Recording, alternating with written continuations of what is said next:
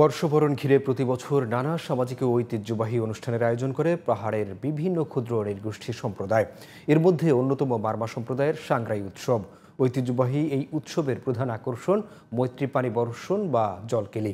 এছাড়া সাংগ্রাই উপলক্ষে এবছর থাকছে 4 দিনব্যাপী সাংগ্রাই মেলা। মারমাদের এই উৎসব চলবে 13 থেকে 18 এপ্রিল পর্যন্ত। বান্দরবান প্রতিনিধি মোহাম্মদ ইসাকের রিপোর্ট, জানাচ্ছেন জামান আশরাফ। উৎসবকে ঘিরে মারমা পল্লীগুলোতে চলছে কর্মব্যস্ততা। বিভিন্ন ক্যাং ও বিহারে চলছে পরিষ্কার পরিচ্ছন্নতা ও ধোয়া মোছার কাজ। শুধু তাই নয়, উৎসবের আনন্দ ভাগাভাগি করতে পরিবার পরিজন নিয়ে শেষ মুহূর্তে কেনাকাটায় ব্যস্ত মারমা যুবক যুবতী, তরুণ তরুণীরা। আমাদের সাংগ্রাই উপলক্ষে প্রায় কাজগুলো শেষ হয়ে এসেছে।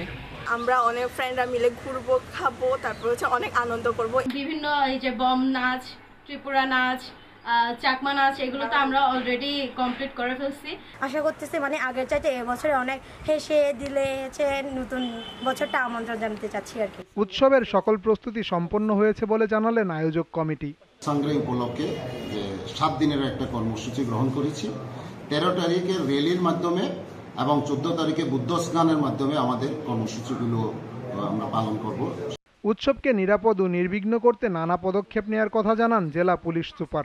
অনুষ্ঠানটা যাতে সুন্দরভাবে হয় এবং এটার নিরাপত্তা আমরা সেইভাবে জোরদার করেছি।